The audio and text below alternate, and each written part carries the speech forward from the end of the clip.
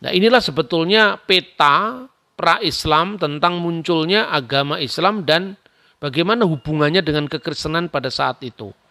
Kalau kita membaca di dalam kitab Kisah Para Rasul pasal 2, di sana sebetulnya ada pada saat pencurahan Roh Kudus yang terjadi pada perayaan Pentakosta Yahudi. Itu ada bukan hanya pendatang dari Kirene, Mesir, Afrika Utara sekarang ini, yang waktu itu menjadi wilayah Kekaisaran Romawi, lalu pendatang dari Roma, orang Arab yang semuanya wilayah Roma, tetapi juga ada pendatang-pendatang dari Partia, Elam, penduduk Mesopotamia yang itu di bawah Kekaisaran Persia. Dan di sana sejak awal sudah ada suku-suku Arab yang sebagian juga menganut kekristenan. Maka kalau kita runut sejarahnya, pada waktu konsili Efesus diselenggarakan di kota Efesus, sekarang ini Turki, salah satu perwakilan dari gereja Arab yang hadir itu dari daerah Elusa di wilayah Yordania. Nama uskupnya adalah Abdullah. Dan ini ada dalam dokumen sejarah gereja kuno. Berarti istilah Allah itu dipakai jauh sebelum zaman Islam, karena ini ada seorang uskup dari wilayah Arab di Elusa yang namanya adalah Abdullah. Dalam catatan gereja yang waktu itu semua tertulis di dalam bahasa internasional, saat itu dalam bahasa Yunani, itu disebut Abdilas, Yunanisasi dari kata Arab Abdullah. Kemudian kita mengenal juga suku-suku Arab yang menganut kekristenan, dan menurut James dari Edessa yang menulis Scholia, sebuah pengantar pengajaran kitab suci secara khusus Kristen, dia menyebut adanya terjemahan Injil dalam bahasa Arab meskipun itu dipakai di lingkungan terbatas di wilayah orang-orang Kristen yang berbahasa Arab, dan itu tentu sebelum zaman Islam. Karena Yakub dari Edessa atau James Edessa itu hidup pada abad ke-6, ya, akhir abad ke-5, abad ke-6, dan ketika itu tentu Islam belum lahir. Nah, lalu bagaimana kita melihat, tentu semua tidak hanya berdasarkan asumsi, ya, atau sekedar catatan versi agama tertentu, itu saya kira tidak fair. Kita harus merujuk pada catatan sejarah. Nah, kita temukan prasasti-prasasti berbahasa Arab, berhuruf Arab, bahkan dari situ kita bisa melacak perkembangan aksara Arab itu sendiri melalui prasasti-prasasti Arab yang ditemukan di wilayah sekitar Syria sebelum zaman Islam. Misalnya sekitar Syria dan Yordan, ya. Kita bisa melihat petanya di daerah yang dinamakan Umul Jimal, sekarang ini wilayah kerajaan Yordan, tahun 250 Masehi, itu ditemukan prasasti Arab pra-Islam di sana. Lalu pada pertengahan abad ke-6 juga ditemukan prasasti Arab pra-Islam, dan itu justru di gereja. Jadi kita bisa melacak satu-satu sumber-sumber itu. Di sebuah reruntuhan dari gereja Ortodoks Yunani yang dibangun abad ke-4 Masehi, dalam reruntuhan gereja itu ada sebuah pilar yang dihiasi dengan tanda salib dalam bentuk segi 4 lingkaran, yang itu ciri khas dari Jerusalem Cross, salib Yerusalem. Bisa tampak di banyak sekali temuan-temuan yang bisa kita kunjungi langsung di arkeologi Yordania. Lalu ada bangunan Romawi zaman Kristen yang disebut Proatorium dengan tanda salib juga, yang menjadi ciri khas dari situs-situs Kristen yang terjadi sebelum zaman Islam, dan itu mengandung inskripsi-inskripsi yang ditulis di dalam bahasa Arab. Lebih jelasnya kita bisa membaca misalnya prasasti Umul Jimal pertama. Kalau Bapak Ibu selidiki prasasti Umul Jimal pertama itu huruf-hurufnya masih mirip dengan huruf Ibrani. Misalnya nulis huruf D, Dalet. Itu kebalik kalau dilihat dari sudut pandang orang Arab ya. Dal itu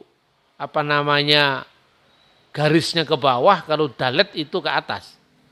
Jadi itu bunyinya prasasti tertua ini yang berhuruf Arab, tapi huruf Arabnya itu masih mirip-mirip dengan huruf Ibrani. Itu bunyinya danuh nafsu fihru barsulai rabu dazimat malik tanuk atau malik danuk. Kalau kita amati ya, pertama dari sudut pandang bahasanya, hurufnya, aksaranya, ini pasti belum huruf Arab sekarang, tapi menuju ke bahasa Arab yang sekarang kita pakai. Terbukti dengan penulisan huruf-hurufnya yang masih mirip dengan huruf Ibrani. Lalu dari sudut pandang bahasanya, belum sesuai dengan standar bahasa Arab yang dipakai setelah zaman sekarang. Misalnya, kata danuh itu bahasa Aram, yang artinya inilah. Itu bahasa Arab sekarang hada. Kemudian kata nafsu, nafsu itu kalau bahasa Arab sekarang maknanya adalah nafas, nyawa, ya. Seperti ungkapan yang terkenal dalam Al-Qur'an misalnya kullu nafsin da'iqatul maut. Setiap yang bernyawa, setiap yang bernafas akan menemui kematian. Nah, di sini kata nafsu masih berarti kuburan. Dan ini tentu perkembangan dari bahasa Aram ke dalam bahasa Arab. Jadi bahasa Aram itu bahasa yang dipakai oleh Kristus. Maka kalau diterjemahkan dalam bahasa Arab sekarang adalah hada kubur fihru bin Sulai, ya. Sekarang kira-kira seperti itu. Kemudian Rabu Jadimat, kalau sekarang mungkin Sayyid Jadimat. Malik Danuk tetap artinya raja Danuk. Ini bukti-bukti yang bisa kita lacak dari perkembangan huruf Arab. Jadi kata nafsu masih berarti kuburan, kalau sekarang ya hada al-kubur dan seterusnya. Tapi melalui sumber-sumber ini kita mendapatkan pengetahuan bahwa bahasa Arab itu sudah dipakai di lingkungan Kristen sebelum zaman Islam. Lalu pada pertengahan abad ke-6, medio abad ke-6 kita mengenal prasasti Umul Jimal kedua. Dalam prasasti Umul Jimal kedua ini huruf-hurufnya sudah mirip dengan huruf Arab sekarang. Misalnya menulis huruf alif, ya sudah seperti angka 1 gitu. Padahal kalau di dalam bahasa Ibrani tidak seperti itu, seperti silang. Kemudian dari bahasa Ibrani Aramaik itu berkembang menjadi kod atau huruf Siryak. Nah, huruf Siryak itu ada dua tahap ya. Yang pertama huruf Estrangelo atau Estrangela itu masih mirip dengan huruf Ibrani. Teksnya itu, huruf-hurufnya. Kemudian berkembang menjadi serto atau serta, itu sudah merupakan jembatan ke dalam huruf Arab sekarang ini.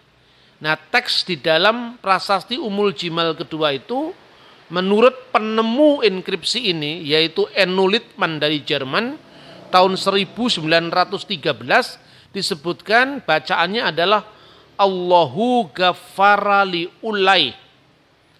Allah mengasihi keluarga Ulai. Jadi ini menunjukkan bahwa perkembangan bahasa Arab memang berasal hurufnya itu dari bahasa Aram. Dan bahasa Aram itu kemudian berdampingan dengan bahasa Ibrani dalam sejarah panjangnya. Ya. Kemudian siapakah Ulaih ini? Ulaih itu adalah anaknya Ubaidah. Jadi bin Ubaidah Katib al-Ubaid al-Lubani Amri. Tanabah alaihi min yakra'uhu. Semoga dipahami oleh orang yang membacanya. Jadi kalau kita lihat perkembangan dari prasasti Umul Jimal pertama tadi, masih digunakan bahasa Ibrani, bahasa Aramaik bar. Bar yang artinya anak. Dari kata bar itu muncul misalnya Bartolomai, menjadi Bartolomeus, Barnaba menjadi Barnabas, ya. Itu.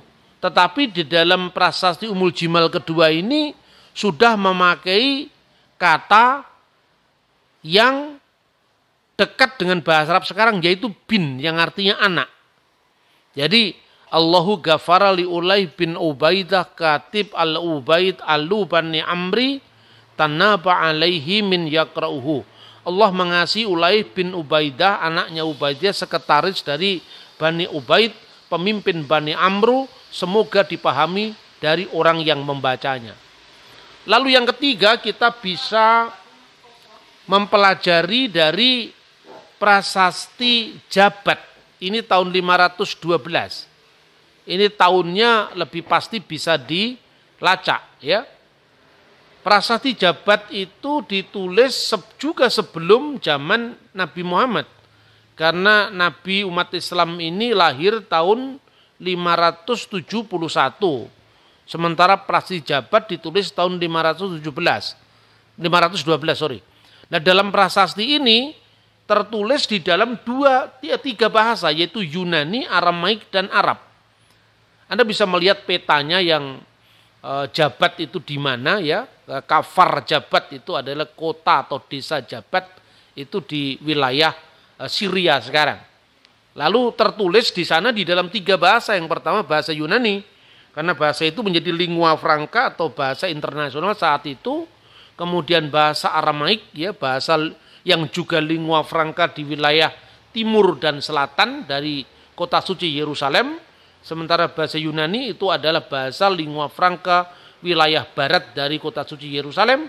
Dan kemudian bahasa Arab sebagai bahasa lokal yang dipakai oleh suku-suku Arab yang sudah merayakan liturgi suci di dalam bahasa Arab. Seperti catatan dari Yakub dari Edesa, James dari Edesa pada abad ke-5 tadi. Bagaimana bunyi prasasti ini kita bisa melihat. Di situ digunakan kata-kata Bismillah, demi nama Al-Ilah. Dan kita tahu nanti perkembangannya kata Al-Ilah itu gabungan antara definite article al atau the dalam bahasa Inggris dan ilah yang artinya sembahan. Jadi bismi demi nama, Al-Ilah sang sembahan, lalu disebutkan nama-nama orang yang berjasa mendirikan gereja di situ.